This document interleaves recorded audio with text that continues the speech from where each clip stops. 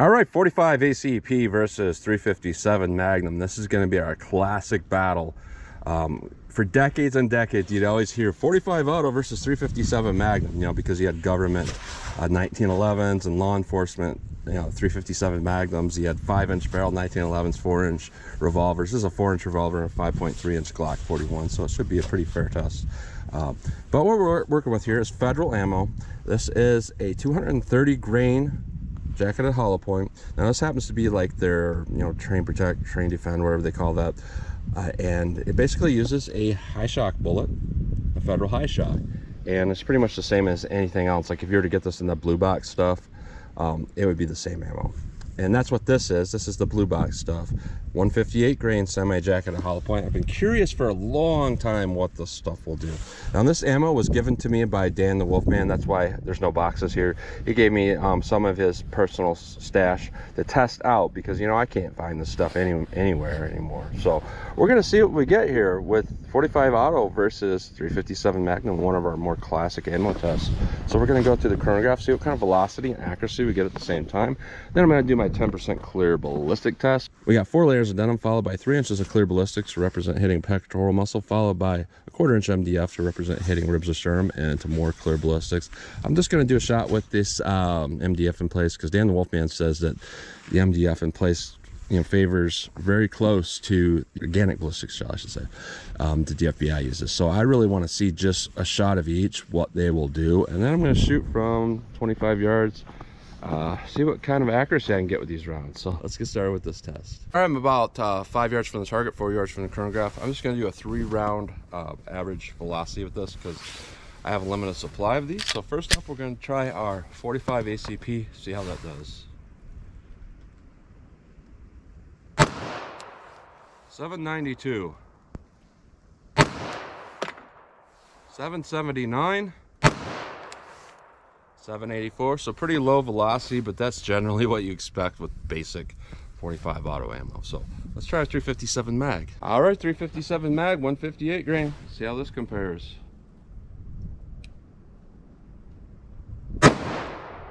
1195, 1211, 1173. So let's set our ballistic gel block, see what we get with these rounds. All right, first up is our 45 auto. I'm hopeful with this. You know, historically, ammo like this that's not like a special designed hollow point doesn't necessarily do very well, but we'll see. 4 layers of denim, 3 inches of clear ballistics, 1/4 inch MDF, and then more clear ballistics. Let's see what we get with our 45 ACP.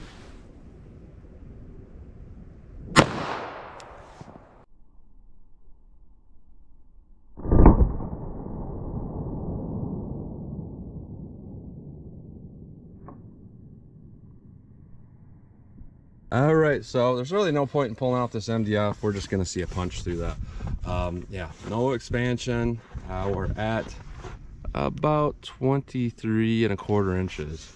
That's pretty much what I expected, because, you know, it's very rare to see a 230 grain expand at all, especially at those velocities. Generally, you have to get up there maybe 900 feet per second on that weight to get expansion. So our 357 is a lot faster, and it's got a softer tip, so it should expand. Let's try that out. All right, 357 mag. This should do a little bit better, but we'll see. All right.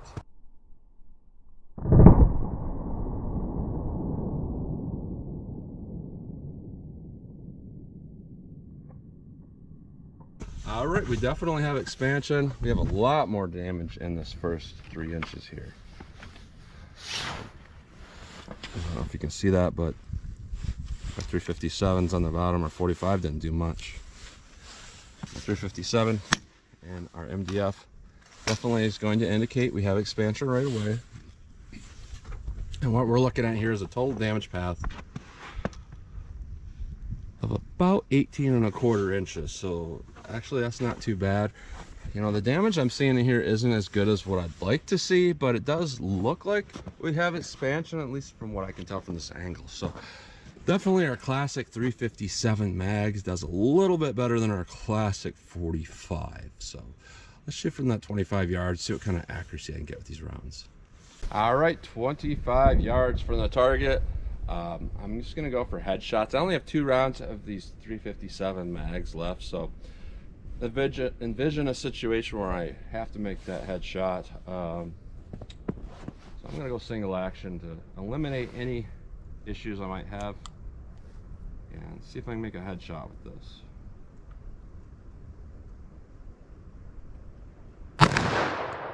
Over the top. Aim a little lower. Same thing there. I was not able to make that shot in single action. So 45 here. The great thing about 45 is even if it doesn't expand because it's moving slow, it seems like when you go kind of slow with rounds like this, what you often get is better accuracy. It's like you have less going on, wobble in the air, whatever it is. It just seems like it does pretty well when it's slow like this. So I'll aim for the same area and make a headshot with this 45 here.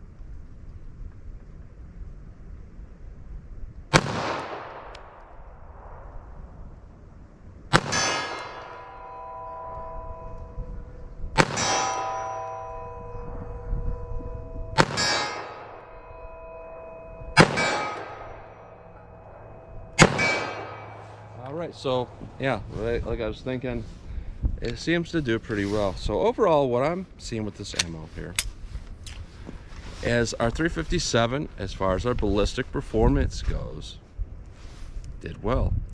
Our 45 didn't expand, it went far. Now Dan and Wolfman likes to mention tissue crush a lot, and there's some validity to that because it does crush through. You have a lot more damage going on, and that isn't necessarily, you know, a hollow point expanding isn't necessarily going to play into that. So, you know, historically it's been a good round. Even ball ammo in 45, you know, you're talking like a 60% one-shot stop. You add a hollow point to it, even though it's not expanding, it adds a little bit more to that because that flat nose, it is crushing through a little bit more. So overall it does pretty well, and you have low recoil and you have good accuracy. So it's not necessarily a bad round, but modern ballistic test, it's going to look like it's not necessarily doing that well. Now our 357 mag, excellent round there. It's not something I would carry because I prefer a 125 grain. It seems to shoot a little bit better with less recoil. But our 158 grain did pretty well, and it would definitely be something like if you had a situation when you had to shoot a bear or something that was charging, I'd rather have that 357 than this 45. Not to say this wouldn't work, but you know, the more energy, you got, expansion, probably not a bad thing. So that's what you get today. So thanks to Dan and Wolfman for this ammunition. It is something I've wanted to test for a while, a really long time, especially that 357. Just haven't been able to get the federal version of it, only the Remington. So I'm glad I got to come out and test that. So as always, comment, share, and like, and thanks for watching.